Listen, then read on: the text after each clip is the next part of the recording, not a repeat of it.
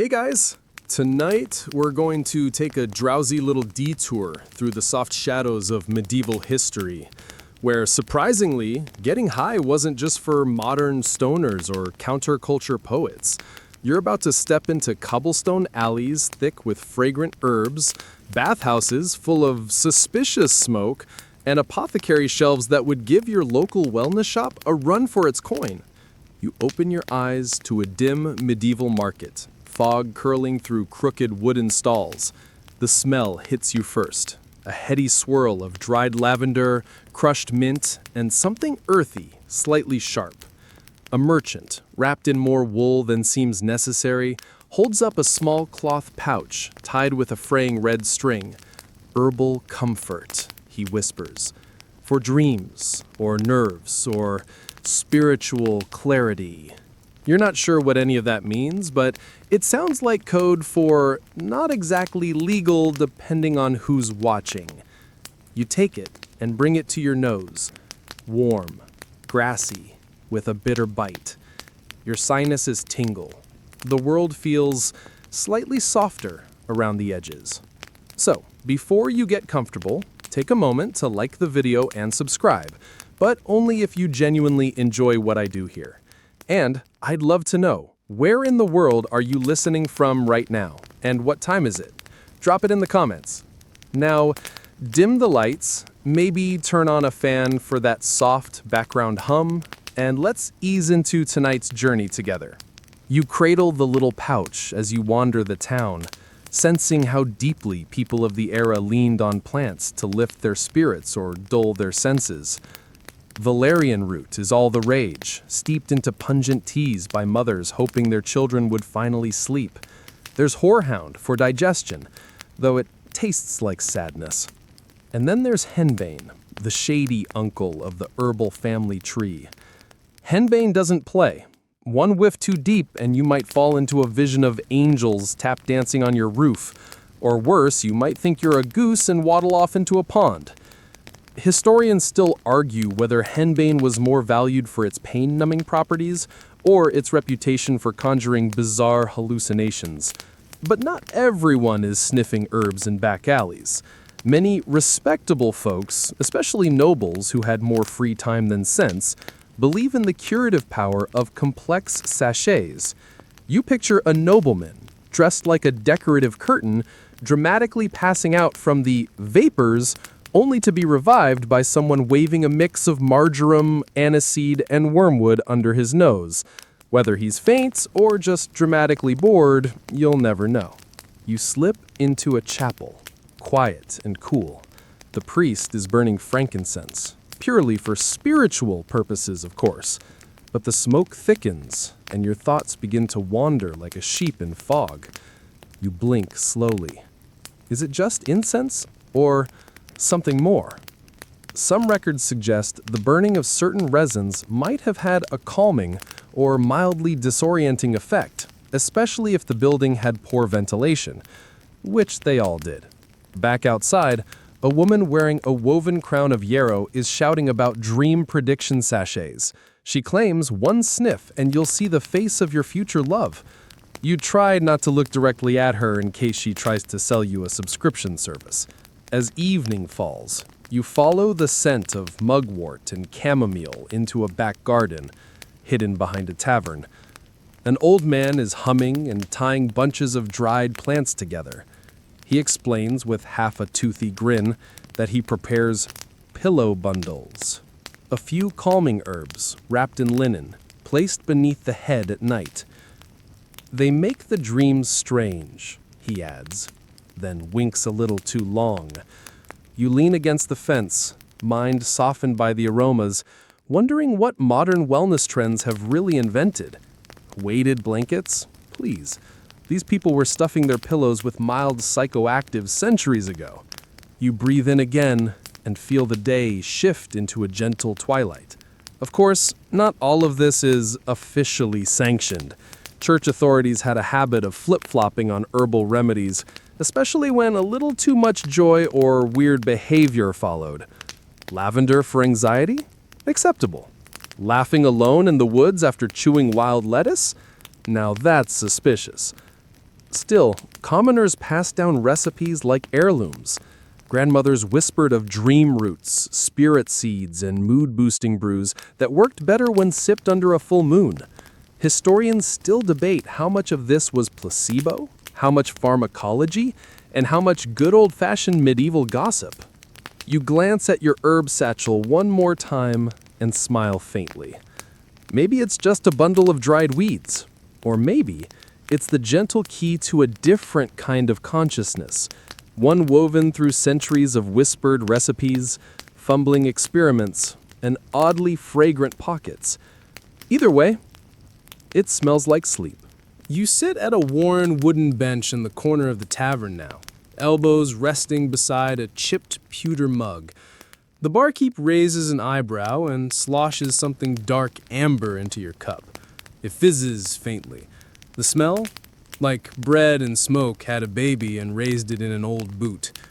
Welcome to medieval ale. It's stronger than you expected, much stronger. The first sip goes down rough, warm, and then oddly tingly.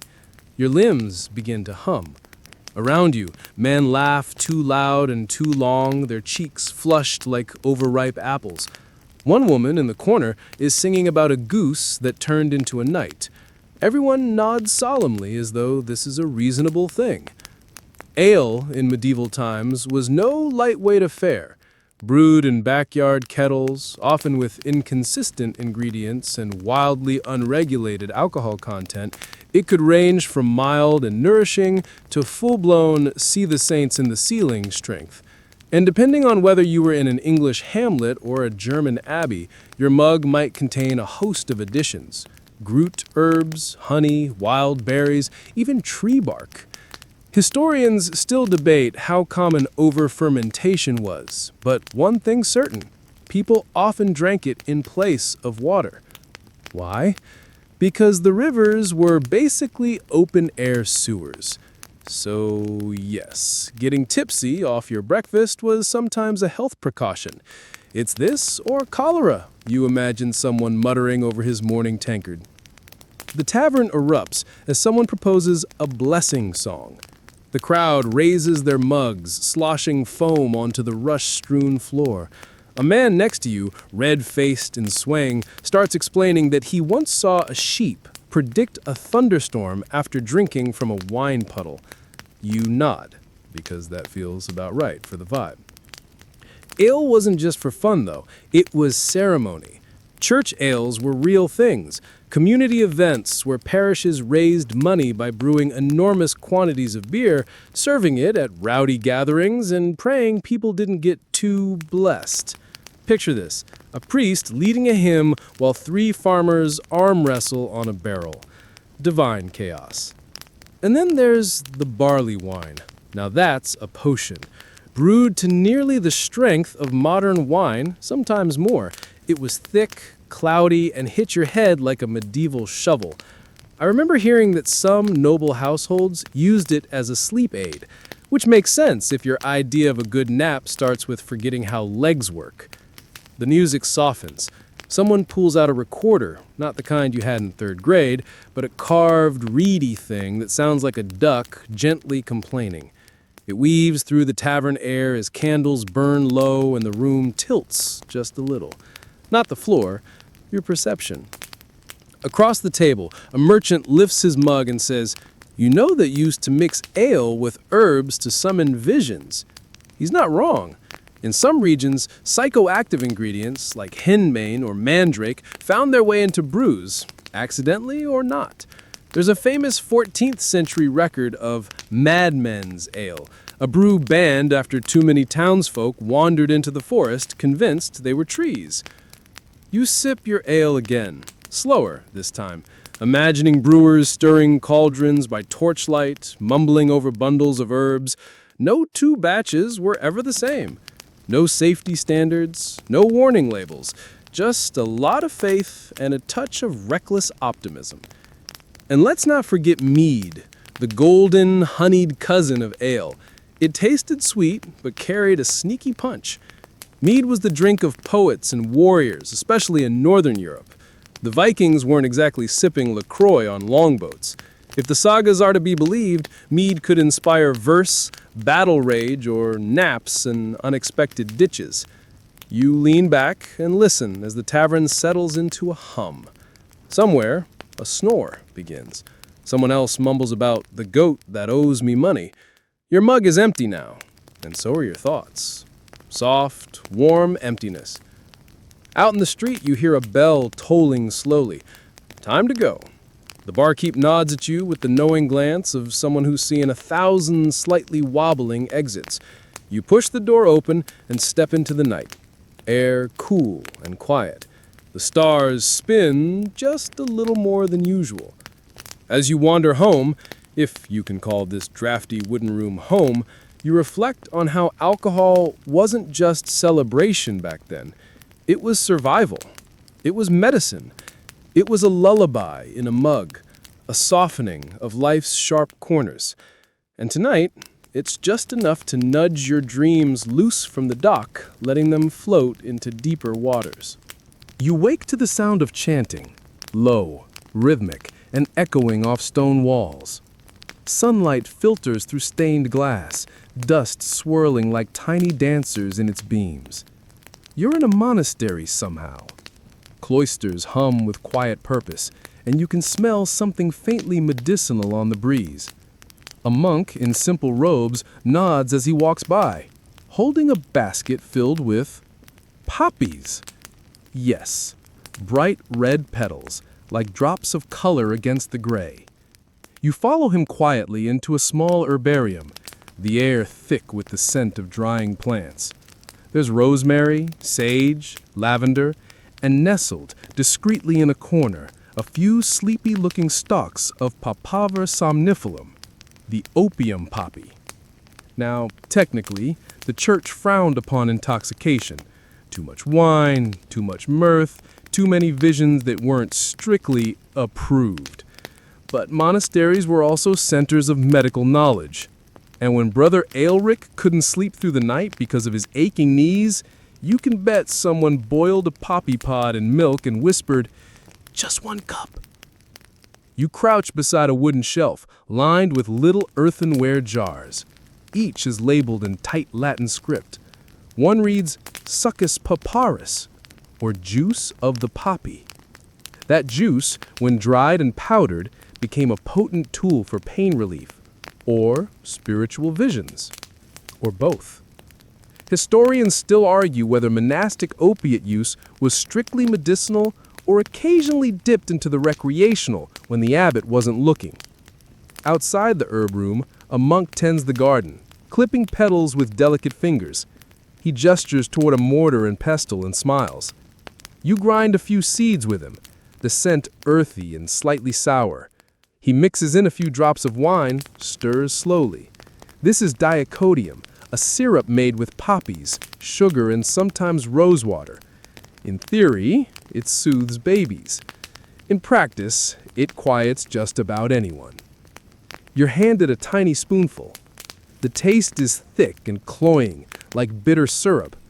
Moments later, your limbs begin to relax, your eyelids sink just slightly.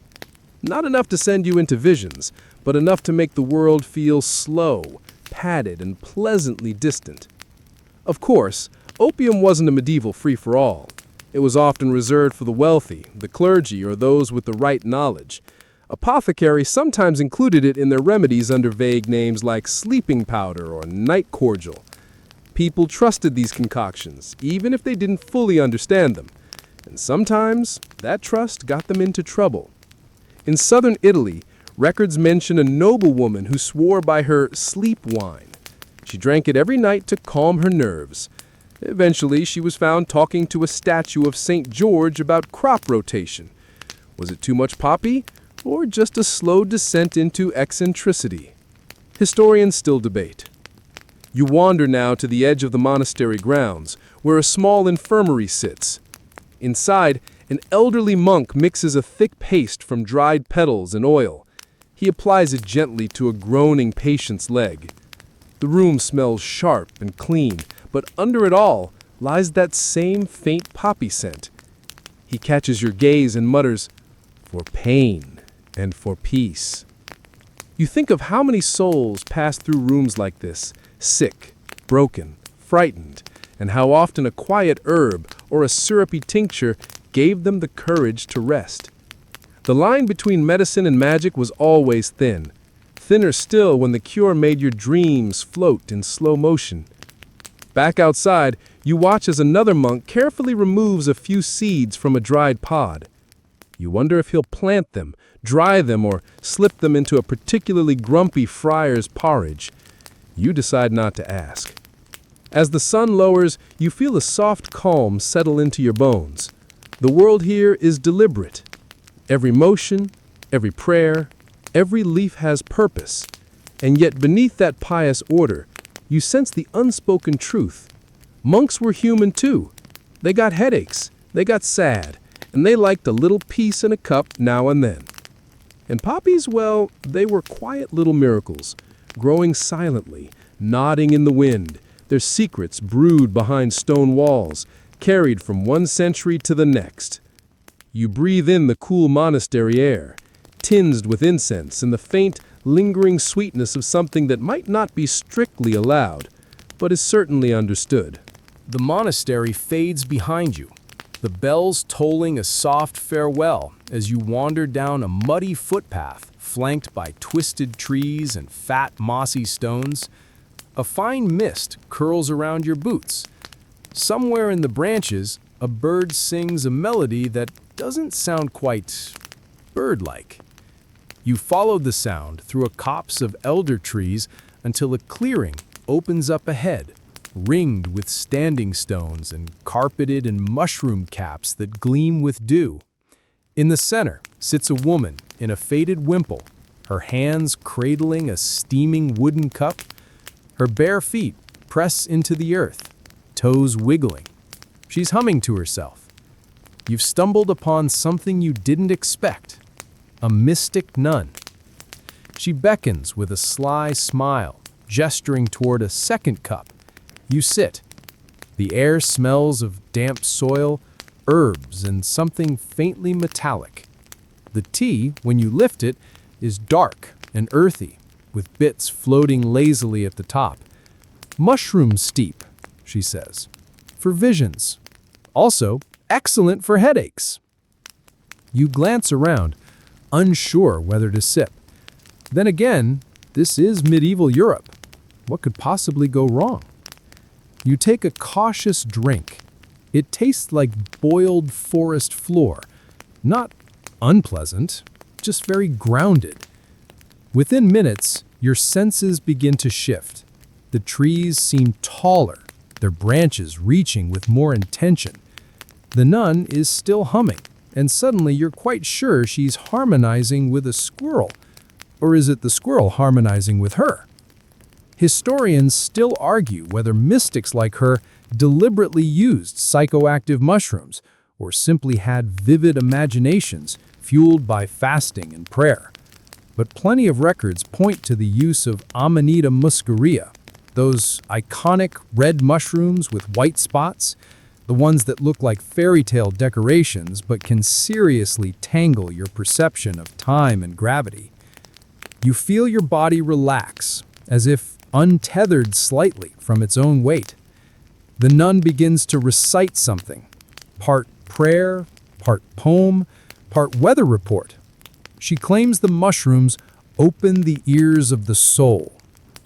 You nod, mostly because your ears do feel strange right now. She tells you she once saw a wheel of fire in the sky after drinking her tea. Another time, the Virgin Mary walked through her garden and complimented her turnips. Whether these were divine visions or fungal misfires is anyone's guess, but in her mind, they're sacred truths. You watch as she stands and walks barefoot around the circle of stones, touching each one, whispering blessings. Her movements are slow, precise, like a ritual she's practiced 1,000 times. You follow her, the world rippling slightly at the edges. In medieval times, mystic women were often caught in a strange liminal space, revered as prophets or dismissed as witches. Some nuns became famous for their ecstatic experiences, writing poetry and theology that dripped with metaphor and dream logic. Others were quietly shuffled into isolation, their visions deemed too enthusiastic. There's a famous case of a mystic in 13th century Germany who described entire celestial cities, glowing gardens, and divine music after days of fasting and drinking herbal brews. Her writings are preserved. Her recipes? Not so much. You pause to look at the mushroom ring again. Some scholars suggest these natural circles, often associated with fairies and otherworldly beings, were partly inspired by the effects of consuming psychoactive fungi. Stand in the middle, they say, and time warps. Walk the perimeter, and you may forget where you are, or even who. You're not entirely sure what time it is anymore. The mist is thicker. The nun's tea has turned warm inside you, spreading to your fingers like a sleepy tide. She sits again, pulling out a leather pouch filled with dried caps and stems. "Not every mushroom is for visions," she says, picking through them. "Some are for bellyaches, some for dreams. Some," she adds with a grin, "are for Tuesdays." You laugh quietly, or maybe you just think you do. And here's the strange part.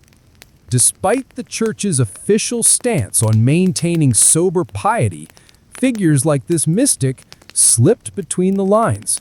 As long as they didn't challenge authority and occasionally produced revelations that supported the church's goals, they were often left alone, tolerated, sometimes even treasured. God hides secrets in strange places. Roots, petals, spores. You lie back in the moss now, arms spread. The forest hums, the moss cradles you, and your mind walks gently across the boundary between waking and sleep, nudged along by mushrooms, mystery, and the oldest kind of medicine, wonder. When you open your eyes again, you're no longer in the mossy grove. Now, steam curls around you in great ghostly ribbons. The air smells of damp tile, lavender oil, and something musky and unfamiliar. You're reclining on a smooth stone bench inside a medieval bathhouse, somewhere between a Roman holdover and a Turkish hammam, with a little local flavor thrown in for good measure. Around you, the air hums with quiet conversation. Water drips gently from copper spouts. A servant glides by with a brazier filled with hot coals and herbs. He tosses something onto it, maybe thyme, maybe something stronger, and a rich smoke rises, sweet and spicy. You inhale slowly, that tingling in your chest, not just the heat. People in the medieval world understood bathing as more than cleanliness. It was ritual, medicine, social club, and relaxation chamber all in one. In many bathhouses, especially in southern Europe and the Islamic world, aromatic smoke played a central role. The herbs weren't chosen just for smell. Some had mild psychoactive effects. Some soothed the body. And some, depending on who you were and how generous your bathhouse attendant felt, made the walls breathe a little. You stretch your legs. The stone is warm beneath you. Someone begins pouring water over hot stones. A hiss, then a new cloud of steam carrying notes of sage and mugwort, ancient allies of the nervous system. Historians still argue whether these baths were truly mind-altering, or if the combination of heat, scent, and silence simply invited the body into a meditative haze. Either way, your thoughts begin to unspool, slow and heavy like silk slipping off a shelf. A man beside you is humming.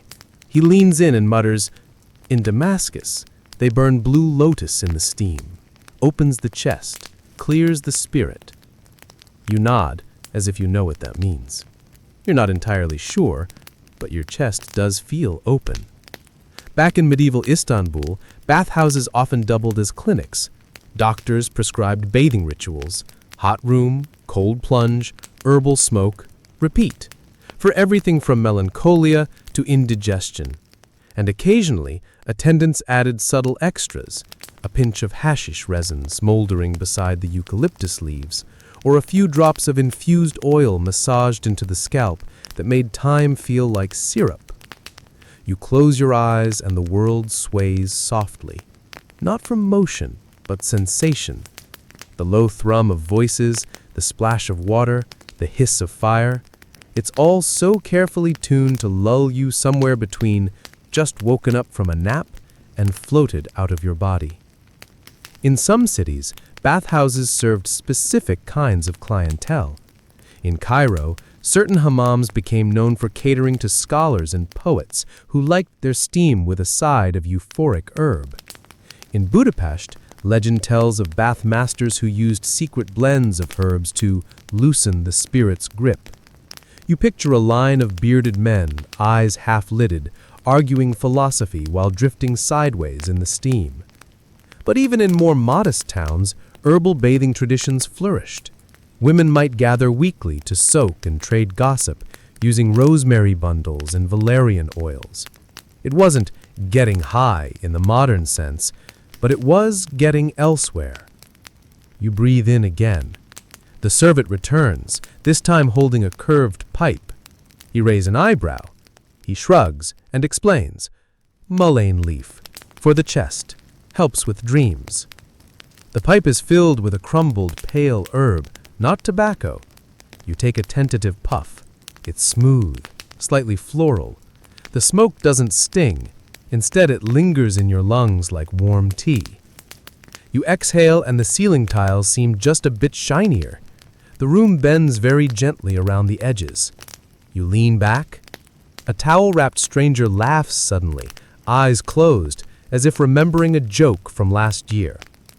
It's worth noting, tobacco, as we know it, wouldn't arrive in Europe until after contact with the Americas. But early versions of smoking herbs existed long before Columbus. In bathhouses, especially in trade-heavy cities, people experimented with whatever plants were available: lavender, damiana, coltsfoot, and others now lost to obscurity. Historians still debate whether these mixtures were used recreationally or spiritually. Some argue they were simply folk remedies. Others insist that bathhouses were ancient sensory chambers designed to dissolve anxiety and ego alike. A bell rings somewhere behind the steam. Time for the cold plunge. You shudder just thinking about it, but stand anyway. A plunge into icy water shocks your skin awake, but your mind stays swaddled in the warmth of herbs and smoke. It's a strangely clear feeling, like walking through fog with a lantern inside your chest. As you wrap yourself in a thick robe, you feel changed, but subtly. Not altered so much as adjusted, like your mind has been rotated a few degrees and now sees the same world from a gentler angle. The mystic nun's tea may have opened a door, but this bathhouse, it's the long, slow hallway with steam, whispers, and the kind of comfort that doesn't ask questions. You step outside, skin damp, lungs soft, thoughts heavy with herbal warmth. Somewhere, incense still curls into the sky, taking a little piece of your waking mind with it. The warmth of the bathhouse still clings to your skin as you walk through the cobbled streets, robes trailing behind you like a cloud. You turn down a quieter alley now, darker, where the rooftops seem to lean toward each other in conspiratorial whispers. A cat darts across your path. A wind chime dings softly in the gloom.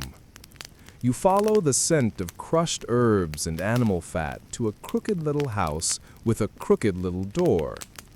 It creaks open before you knock. A woman peers out. Her eyes are sharp, her smile decidedly sly. "You've come for the solve," she says, like this has been arranged in advance. Inside, her cottage glows with candlelight.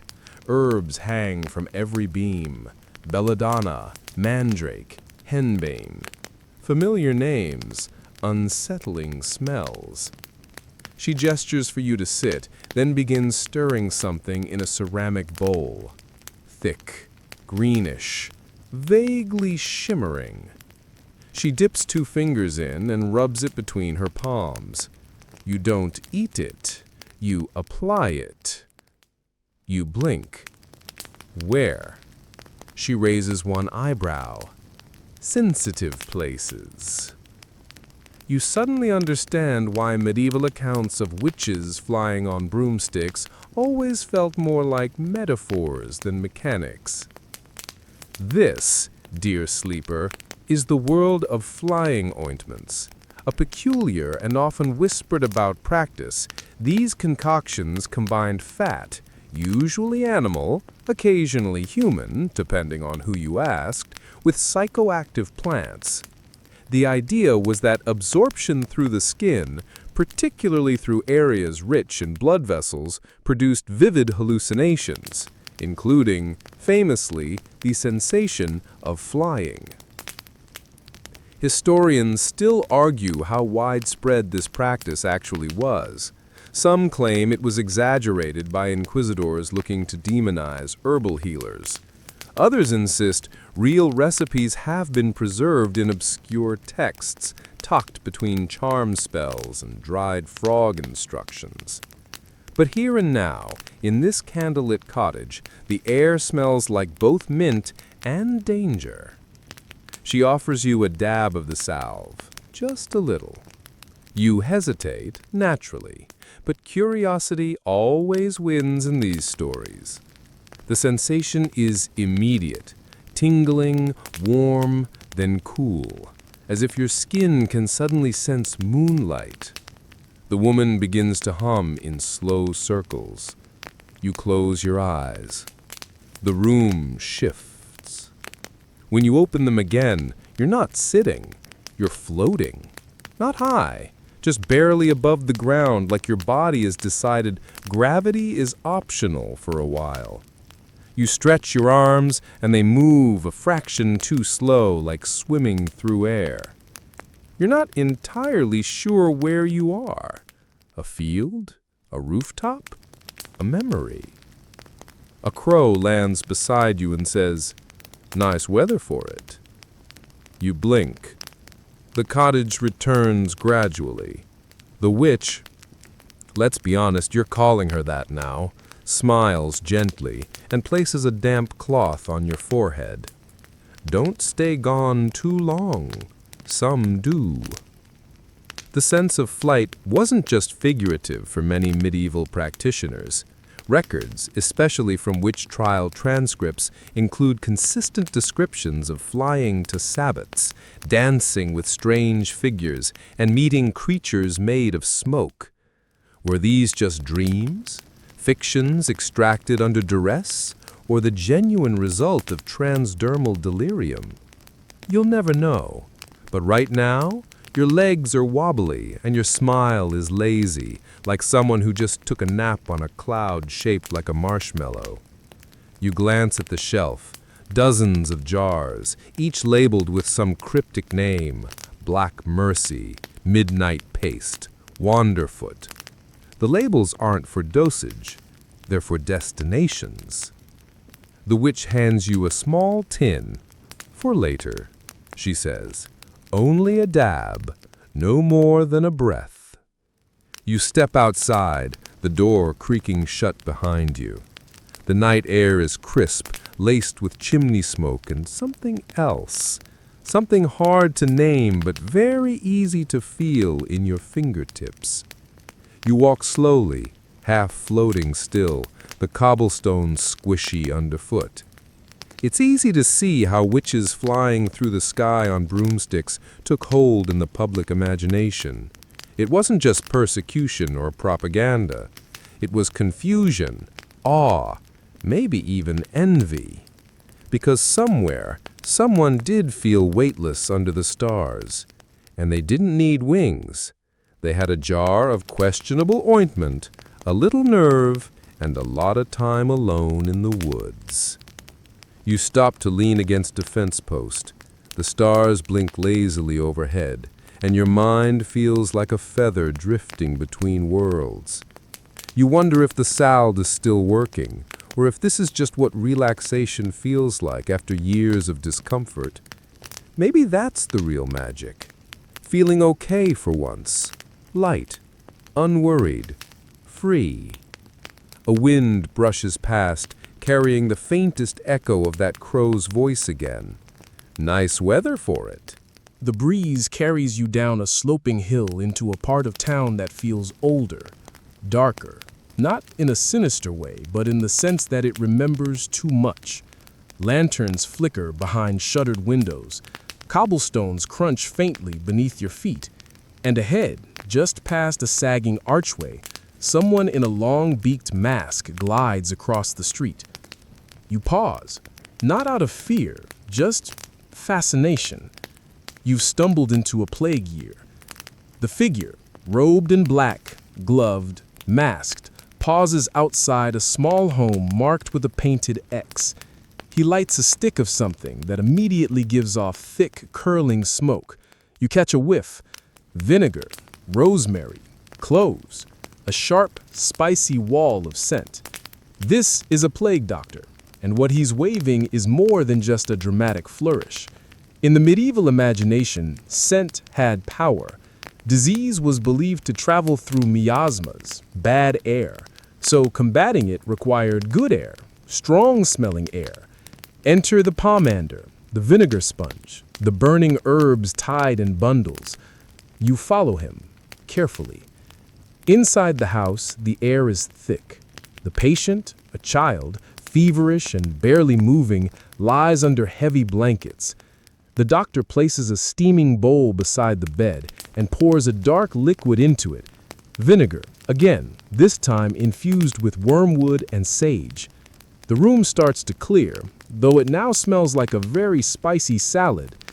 As he works, he mutters something under his breath. Not a prayer, a recipe, a preventative charm, or both.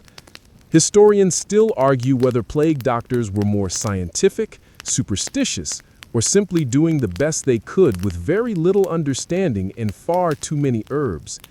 He removes a small vial from his belt, thick glass, sealed with wax, and places a drop under the child's nose. The smell is overwhelming. Mint? Camphor? Maybe even opium in some disguised medieval preparation. Many plague treatments involved herbs with mind-altering properties, often by accident. When desperate, people reached for what they knew: bombs, powders, even thieves' vinegar, a mixture of garlic and herbs rumored to protect grave robbers from infection. Spoiler, it didn't. Still, some of those same ingredients had actual calming or mildly psychoactive effects. Lavender soothed, sage sharpened focus. Wormwood could make you peculiar, depending on how much you inhaled. And then there were the aromatic resins, myrrh, frankincense, benzoin. Burned in close quarters, they didn't just smell sacred, they created a haze that altered your awareness. Add in poor ventilation and the thick, hot breath of worry, and you had a room where time drifted like smoke. The doctor offers you his mask for a moment. You hesitate, then take it. The interior smells of old leather and bitter herbs. You slip it over your head. The world narrows instantly. Vision becomes tunneled. Every sound is muffled. Every breath is filtered through clove-stuffed gauze. It's strangely calming, oddly dreamlike, like walking inside a slow-moving thought. No wonder plague doctors moved like ghosts. They were ghosts, to their patients, to themselves. You return the mask, and the doctor nods silently. Outside, he scribbles something into a leather-bound journal. "This one may recover," he mutters, "if the fever breaks." You glance around. Smoke lingers in the air, curling in spirals. Even in sickness, people craved control, or at least the illusion of it. Burning herbs, applying poultries, sniffing infused cloth, it was all part of a dance between fear and hope. And in some cases, it worked.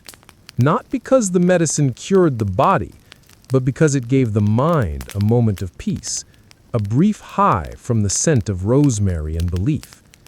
The doctor pulls out another bundle of herbs and sets it smoldering in the gutter before walking off into the dark. You watch the flame fade into embers. You step away, air sharpen your nostrils, and your head just a little lighter. You wonder what it must have been like to live in a time when death knocked on every door, and the answer wasn't always science or prayer, but scent. A whiff of sage, a puff of smoke, a masked figure trailing calm behind him, one step ahead of desperation. As you walk away, the world feels slightly scented and suspended, as if that vinegar vapor still lingers in your breath. And maybe it does. You follow a lantern-lit path out of town, the plague doctor's smoke fading behind you. The road curves gently through fields dusted with frost, and ahead, a cottage sits like a loaf of bread beside a quiet stream. Candles flicker in the window. Someone is inside, singing softly. You approach the door. It's already open. Inside, warmth, woven rugs, and a woman stooped over a table covered in wooden bowls and dried leaves.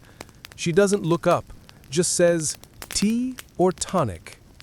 You hesitate. She adds, "Tonic bites, tea dreams." You choose tea. She gestures to a low stool and begins preparing the brew. No measuring spoons, no clock, just instinct. A pinch of lemon balm, some dried rose petals, a curl of cinnamon bark, and one delicate root you don't recognize. "This'll warm your blood," she says, "and make you forget your name if you drink it fast." You drink it slow. The taste is floral, a little bitter, with an odd sparkle behind your teeth. You feel it travel through your limbs like someone ringing small bells under your skin. Not unpleasant, just alert and soft at the same time. This is the world of the cunning folk. Wise women, hedge witches, folk healers. They had many names, none of which appeared on royal scrolls or university rosters. But people visited them when they were desperate or heartsick or simply needed to sleep. And these healers knew their plants. They didn't just grind and boil. They listened, observed, experimented. The woman hums as she adds herbs to another brew. "This one's for melancholy," she says. "This one's for belly trouble. This one's for husbands who snore like war drums." She hands you a vial of deep green liquid and warns, "Only take this during the full moon, otherwise it turns your dreams inside out." You laugh until you realize she's not joking. Historians still argue over the reputation of cunning folk, saints or sorcerers, saviors or swindlers. The truth, as usual, likely lies in the gray in between. They walked the line between medicine and magic, between home remedy and hallucination. You look over her shelf of tinctures, neatly labeled in spidery script: sleep root elixir, grief water, fog tea, eye bright and thought dull syrup. It's a medicine cabinet and a spell book, depending on who you ask. "People think flying's the trick," she says, "but forgetting, now that's the real magic." You glance up. Her face is lined with time, her eyes bright with some unnamed memory. She hands you a tin of dried leaves. "For long nights. Not every cup needs to make you high. Some just need to make you feel far away from everything." You pocket the tin. These folk healers often lived at the edge of the community, near the woods, beside streams, close to things that grew and changed and didn't ask permission. They weren't always trusted, but they were always visited.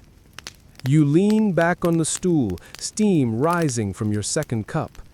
Outside, the wind hushes the trees. Inside, the tea hushes your thoughts.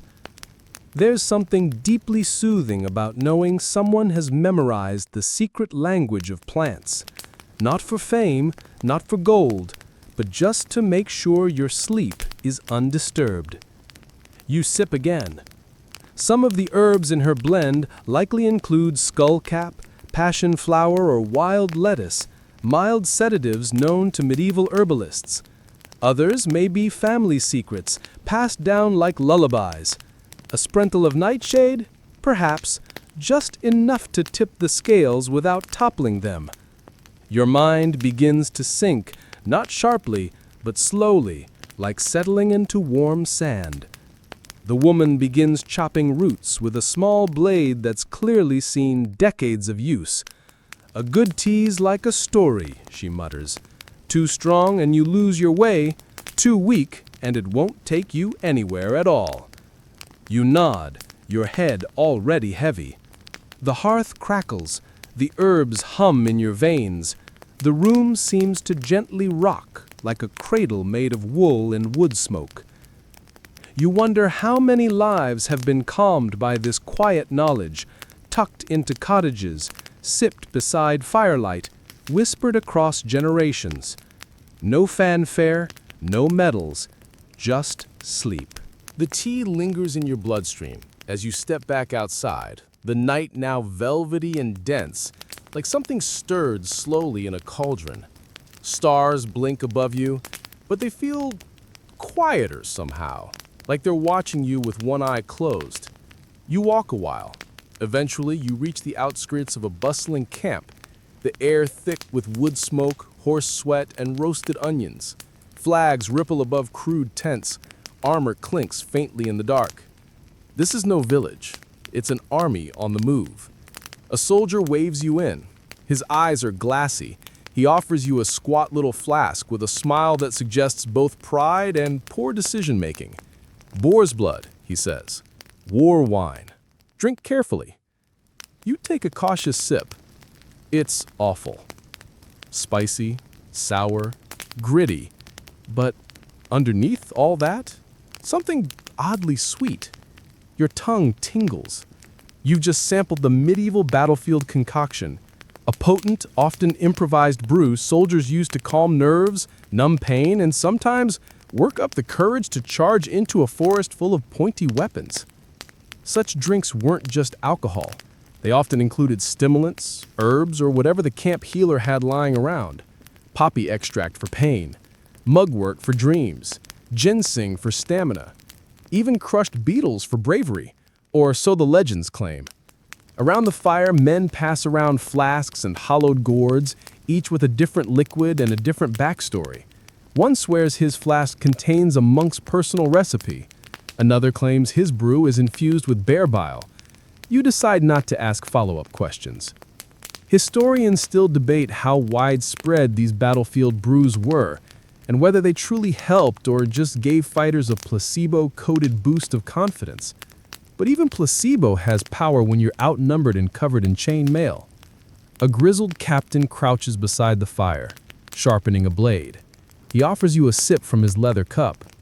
Wormwood and iron shavings, he says. Tastes like licking a church bell, but you'll stop shaking. You believe him. Nearby, a makeshift apothecary tent glows with lamplight. You peek inside. Jars of salves and roots line the shelves.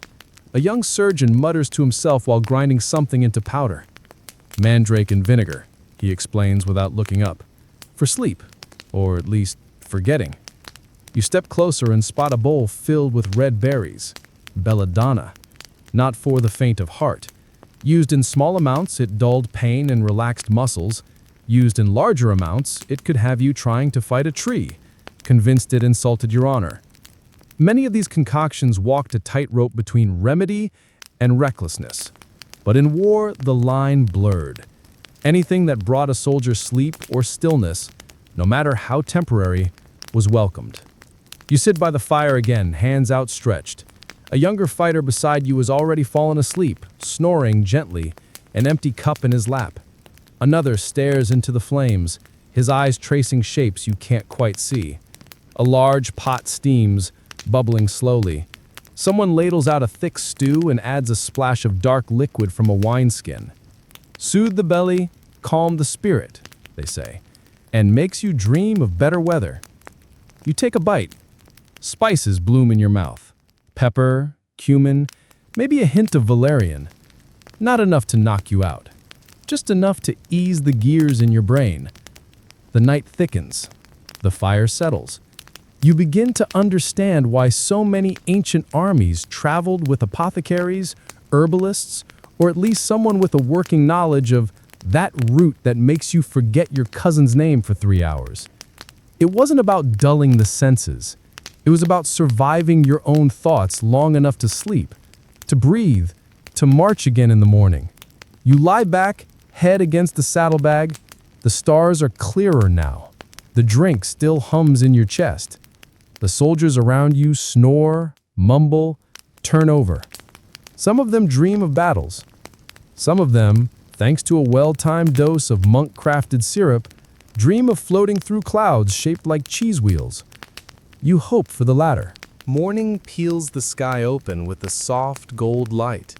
You rise from your saddlebag bed among the soldiers and rub your eyes, which feels slightly fuzzy, as if your dreams had been lined with cotton. The camp is already stirring. Fires are rekindled, armor buckled, flasks shaken to see what's left. But you, well, you're heading somewhere else today. You walk east, past dew-soaked meadows and sleepy crows. Eventually, you reach a walled town, its gates just opening. Traders are setting up carts, bakers sling loaves from brick ovens. You follow your nose down an alley and arrive at a small sign with painted herbs around its border. Quote, "Ye Physic Shop." You step inside. The air is dense with powders, smoke, and old paper. Shelves are packed with jars labeled in Latin, Greek, and a few scribbled nothings. Behind the counter, an apothecary with eyebrows like miniature brooms peers at you. "Headache, heartache, or hope?" he asks. You blink. "What's hope taste like?" He shrugs. "Depends who makes it." He pushes forward a dish of little candy-coated pellets. "These," he says, "contain sugar, clove, a hint of nutmeg, and about 1 whisper's worth of poppy." You pop one into your mouth. It's sweet, then bitter. Your shoulders loosen, almost immediately. These little pastilles, called trochiski in some medieval texts, were commonly sold in shops like this. Some were innocent. Some made the world slow down. Apothecaries in medieval Europe walked a fine line between physician, magician, and mild mischief maker. They sold remedies that blended medical theory with rumor, church-approved ingredients with whatever the local wise woman dropped off the week before.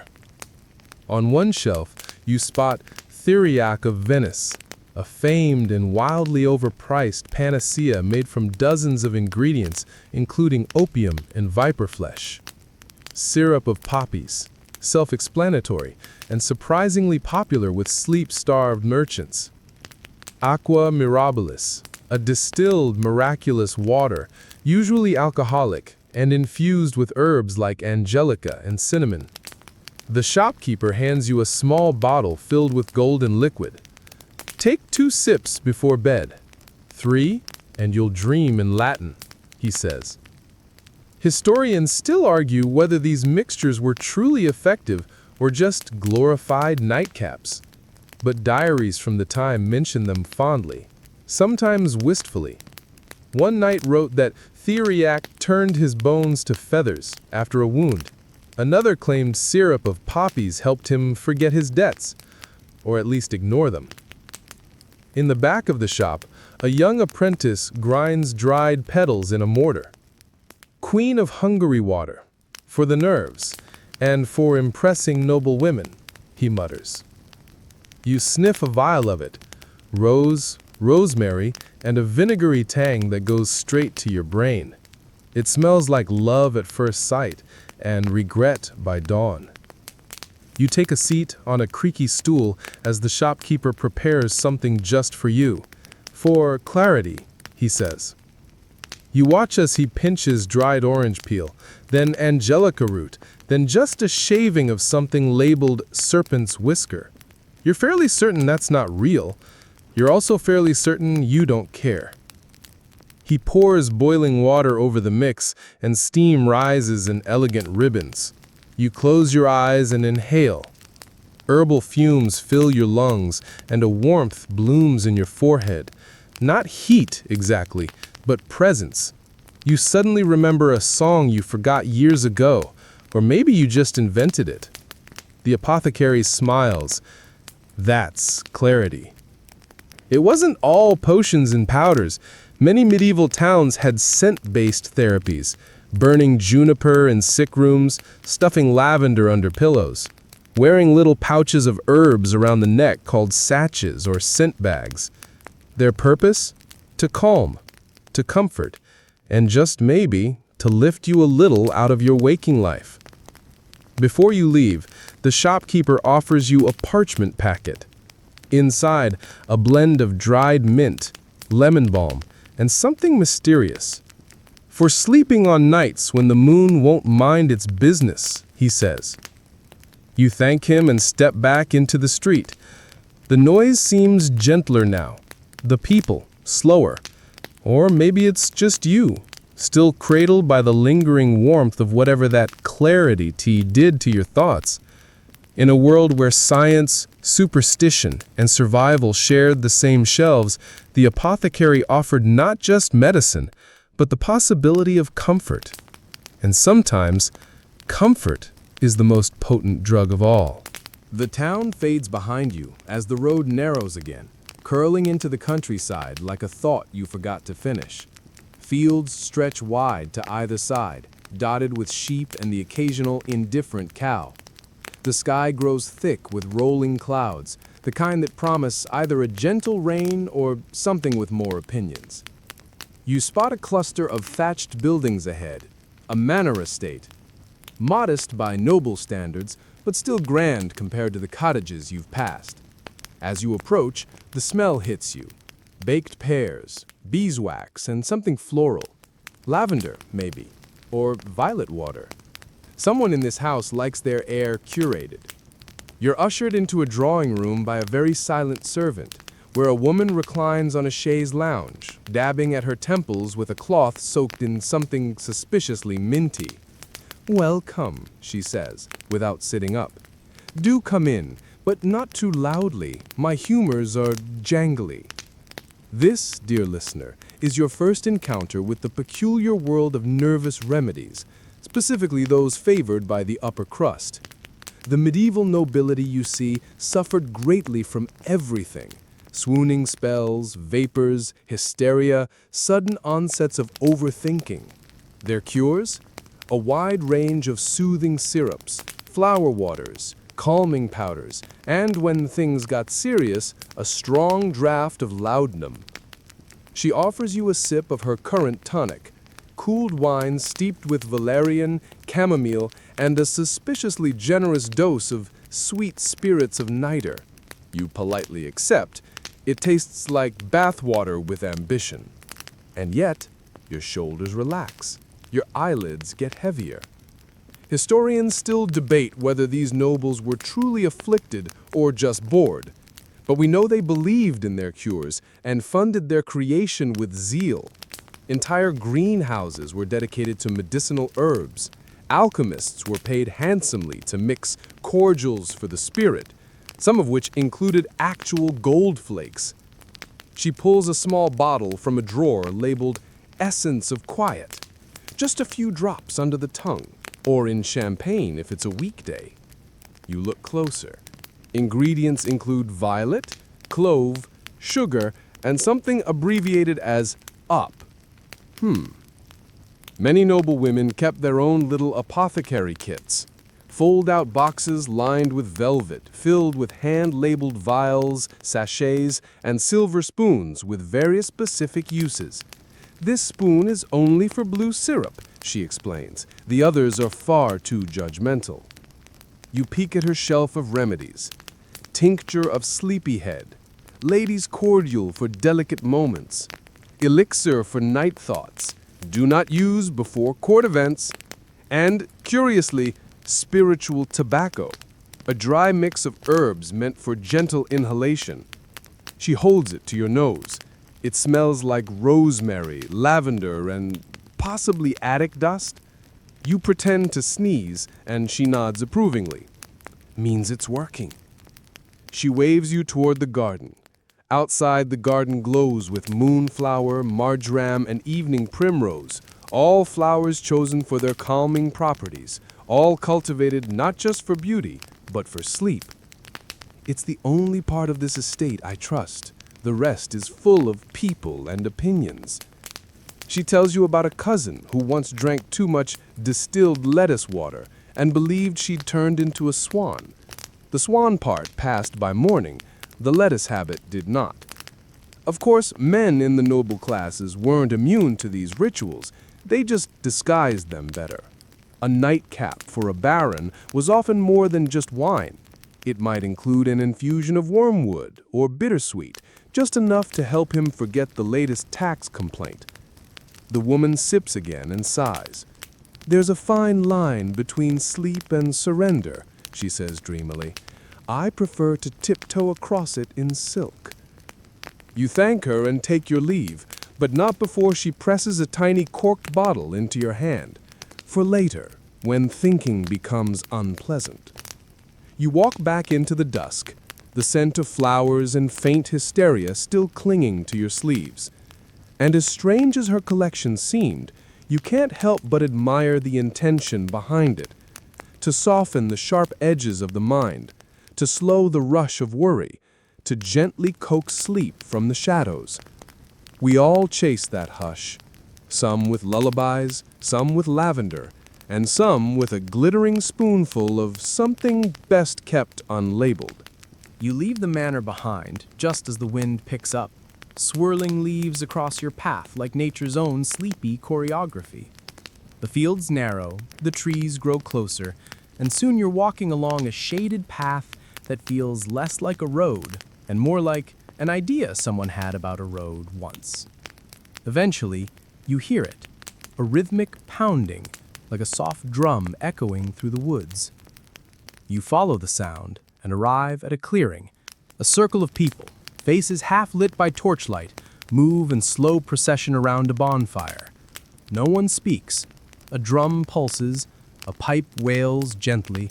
Someone hums in a language older than roads.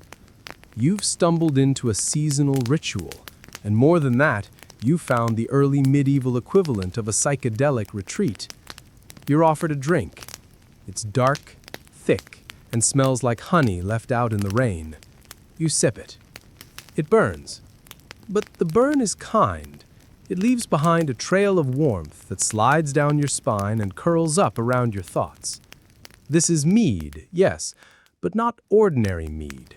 It's infused with herbs, meadowsweet, yarrow, possibly wild thyme, all chosen not just for taste, but what they did to the dreaming mind. In early Celtic and Germanic societies, these gatherings, often held at the turning of the seasons, were part spiritual observance, part community therapy, part low-key group trance. Bonfires, chants, drinks laced with intention. Sleep wasn't just a necessity, it was a doorway. You watch as a woman begins to dance. Her movements are slow, deliberate, echoing something older than music. Around her, others sway, not frenzied, but softened, like grass caught in the tide. Historians still debate whether these rituals truly involved hallucinogens or simply the right blend of music, movement, and fermented herbs. But accounts from medieval monks suggest that certain night feasts left participants blinking at sunlight, unaware of time, as if woken from a century. You feel your own perception loosen a bit. The fire seems taller now, or you're shorter. Either way, everything glows around the edges. A man hands you a small pouch of dried herbs. He says, "For dream smoke. Put it under your pillow or burn it on a quiet night.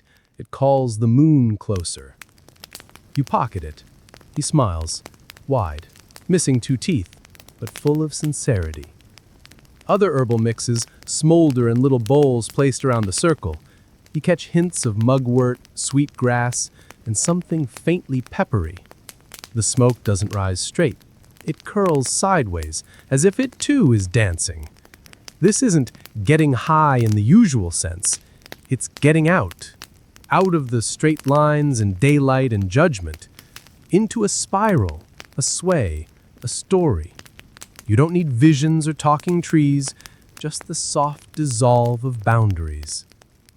A young boy beats a deer-hide drum with half-closed eyes. A man sings in a hoarse whisper about stars falling into wells. A grandmother throws leaves into the fire and mutters blessings that rhyme just enough to feel real. No one's selling anything. No one is checking a sundial. This isn't performance. It's medicine. Not the kind in bottles, but the kind in rhythm, smoke, and belonging. You lie back on the moss. The stars peek between the trees. Someone lays a woven blanket over you, as if they'd been waiting for you to lie down all along. The fire crackles. The herbs hum. And you begin to feel like you are no longer observing the ritual. You are the ritual. Your breath matches the drum. Your skin matches the wind. Your thoughts drift in and out, less like sentences and more like tides. You don't know how long you lie there. Time bends around bonfires. Eventually, the pipe quiets, the dancers slow, the smoke thins, but you're still soft inside. Your mind a bowl of warm water, your body folded like laundry after a long day. You thank the circle in silence. Someone hands you a sprig of mugwort wrapped in ribbon. To remind your dreams they have somewhere to go, they whisper. You step gently back into the woods. The firelight fades behind you, but something of its warmth stays in your chest, glowing slow and steady, like embers tucked into the folds of your memory. The forest grows quieter behind you now, every step cushioned by moss and memory. You're not sure how long you've walked, but at some point, the trees part and reveal a winding stream, babbling over rocks like it's sharing a secret with itself. You pause. Kneel. Cupping water in your hands feels sacred after so much smoke and song. Across the stream stands a small stone structure, half covered in ivy and thyme. It's a monastery, or was, the kind that once held monks who knew how to copy texts, cure ailments, and mix a medicinal wine that could knock out a bishop with a single goblet. You cross a crumbling bridge and step inside. The air is cool, dusty, holy in the way old things are. Candles flicker along alcoves. An old monk sits hunched at a bench, grinding herbs with the kind of focus only boredom or spiritual devotion can produce. He glances up. Need sleep or penance? He asks. You hesitate. Bit of both? He nods. A common combination. Monastic medicine was its own peculiar art form, rooted in scripture, yes, but also in observation, trial, error, and a surprising willingness to test what worked. Their herb gardens were among the most extensive in Europe. Their remedies, copied on candlelight, formed the backbone of what we now call early pharmacology. He reaches behind him and retrieves a small parchment scroll. This one's for sleeplessness brought on by too much thought, also useful for heretical dreams. You raise an eyebrow. He explains, patiently, a mix of lettuce syrup, poppy essence, and a touch of mulled wine. Administer at nightfall. Avoid reciting psalms for at least an hour afterward. You may end up in Latin limbo. He pours you a thimbleful of something that smells of vinegar and violets. You sip.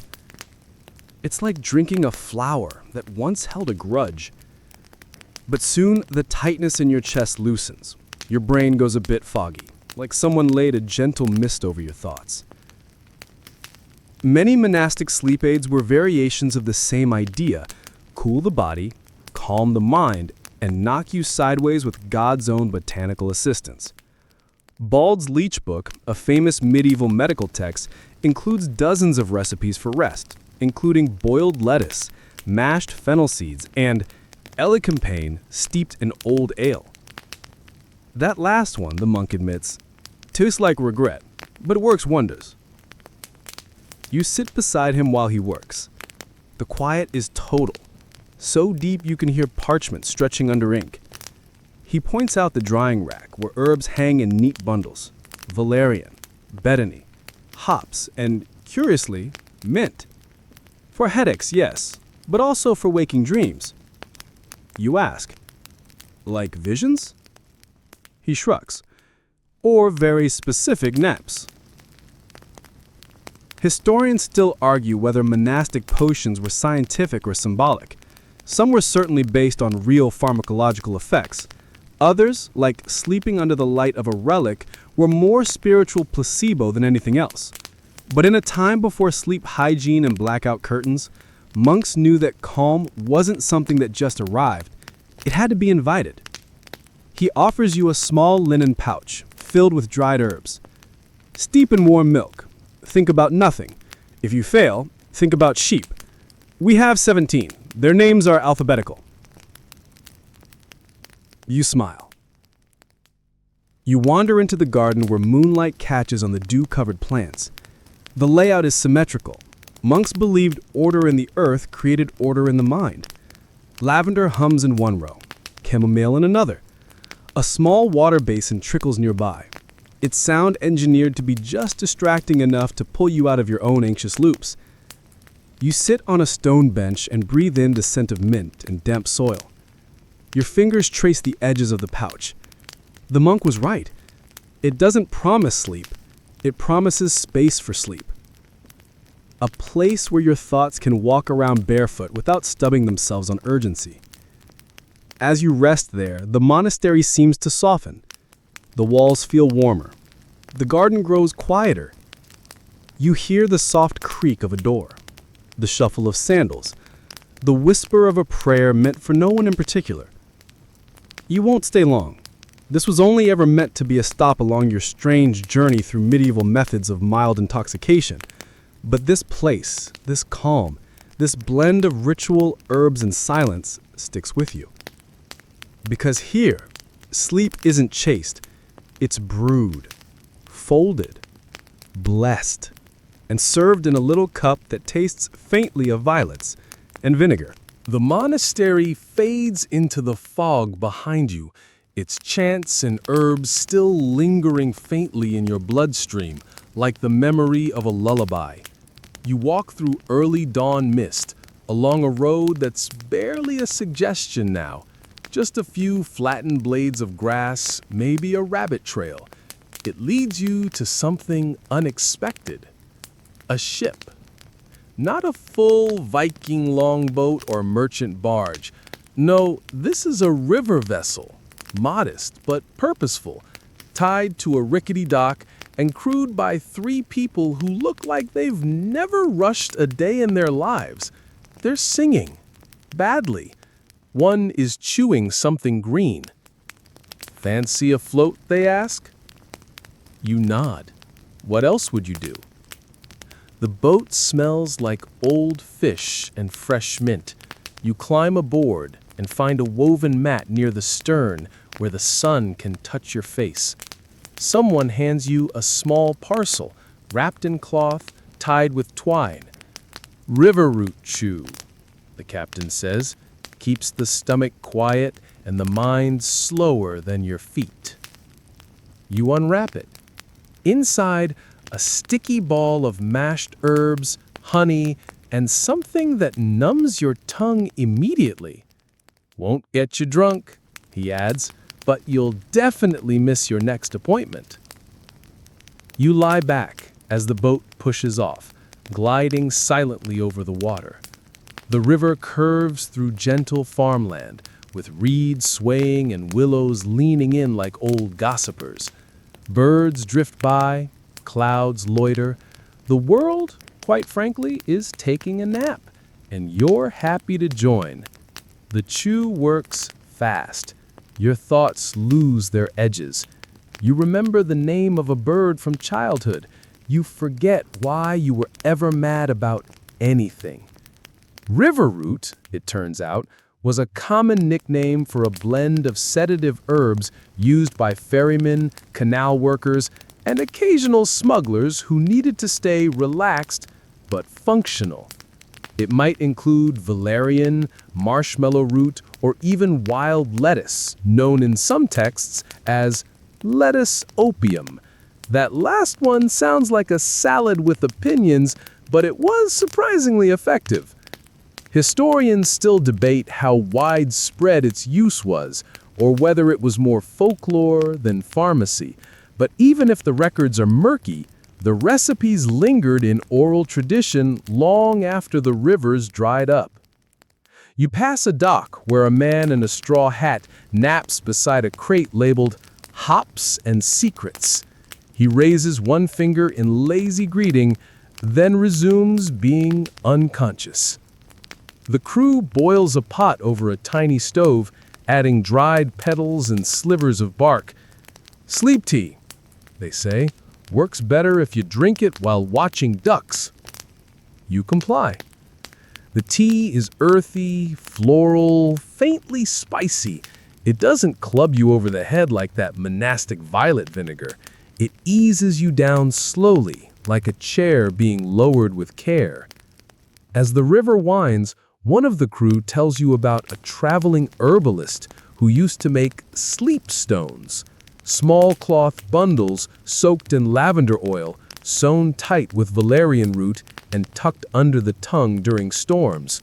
Supposedly, they stopped nightmares, or caused extremely entertaining ones about polite bears and talking bread. You're not sure what's real anymore, but you don't really care. The boat drifts under a mossy bridge. Ivy hangs low. Somewhere, a flute begins to play. Probably one of the crew, maybe the reeds themselves. You can't be certain. Everything blends together out here. You close your eyes. Time shifts. When you wake, the boat has stopped. The sky is now the color of peach skins. The parcel of river root is gone, chewed away. The teacup sits empty beside you, and your limbs feel like someone else is in charge of them. Someone polite, slow, and very fond of hammocks. The captain helps you off the boat with a wink. Dream well, he says. Tell no one about the ducks. They're spies. You nod solemnly. As the boat drifts away, you realize something. Of all the forms of medieval mind-slowing medicine you've encountered, potions, powders, vinegars, dream satchels, bonfire rituals, this was perhaps the gentlest. No drama, no side effects. Just water, herbs, and the permission to be still. And stillness, after all, is its own kind of high. The river is behind you now, its hush lingering in your ears long after the last ripple fades. Your legs feel a little looser, your breath deeper, your pace slower, as if the water changed your walking speed permanently. Ahead lies the final stop on this curious journey through medieval mellowing, a marketplace. Not the chaotic kind. No shouting fishmongers or jostling carts. This is a twilight market, just before closing. Stalls are half covered, lamps flicker low, and the few remaining merchants speak in indoor voices, even though they're outside. A scent catches you. Sweet, sharp, smoke-laced. You follow it to a small booth draped in linen and painted moons. Incenses and powders, says the woman behind the counter. She has an apron streaked with ash and dried flowers in her braids. Sleep, love, truth, and headaches. In that order. You smile and lean in. Laid out in wooden bowls are blends of crushed petals, bark shavings, resins, and powdered herbs. Some sparkle faintly, like crushed pearl. Others look like plain dirt, but smell like old dreams. She pinches a sample of one mixture and lights it over a tiny coal. The smoke coils like silk in cold air. This one, she murmurs, helps the brain forget to try so hard. You inhale. The scent is warm, spicy, and somehow nostalgic, like a memory before you were born. These incense blends were part of domestic life in many medieval households, especially among those who couldn't afford liquid opiates or fancy tinctures. A bit of burnt clove, frankincense, dried lavender, a whisper of cinnamon, maybe a fragment of dried fruit peel. Some blends even included ground amber or the charred remains of rose petals. Burned before bed, they filled the room with warmth, masking other smells and inviting sleep like a polite guest knocking once, then waiting. She offers you a clay cone, wrapped in waxed cloth. Burn this when the moon is too loud, she says. You nod, then glance to another section of the booth. Small cakes and candies dusted in powdered sugar. Sleep sweets, she says. Some made with poppy milk, some with wildflower syrup, all meant to dissolve slowly and take your thoughts with them. You buy one shaped like a crescent moon. It tastes like honey and dust and the color gray. But your mind feels quieter immediately. Historians still debate the efficacy of these confections. Were they placebo, prayer, or genuine pharmaceuticals? The recipes are hard to trace, since many were passed down by word of mouth. But there's plenty of evidence that medieval people loved nothing more than mixing a little pleasure with their pursuit of rest. You watch as a few other late shoppers wander by, an old woman choosing between sachets, a farmer picking out a cone of moss incense for his wife, a young girl clutching a velvet pouch and smiling like she's holding something magical. You realize then, this whole sleepy odyssey hasn't just been about getting high. It's been about softening the edges of waking life, easing suffering, soothing hearts, slowing time. Back then, the world was hard, physically, emotionally, spiritually. Most people were always either cold, in pain, hungry, or worried about being one of the above by nightfall. Sleep was precious, elusive, sometimes terrifying. So of course they experimented. Of course they brewed and smoked and chewed and steeped anything that promised just a little quiet. And who can blame them? As the final stall closes, the merchant hands you a folded scrap of paper. Inside, a recipe. Crushed mint, dried rose petal, grated nutmeg, a single drop of anise oil, and, at the bottom, your breath. You fold it carefully and tuck it into your sleeve. You walk away slowly, as the sky now a soft indigo blanket above you. The stars seem closer, as if they've come to keep you company for the final leg of the night. And somewhere back in that little booth, smoke rises from a new cone, drifting up and up, curling into the air like a prayer you don't need to understand to feel.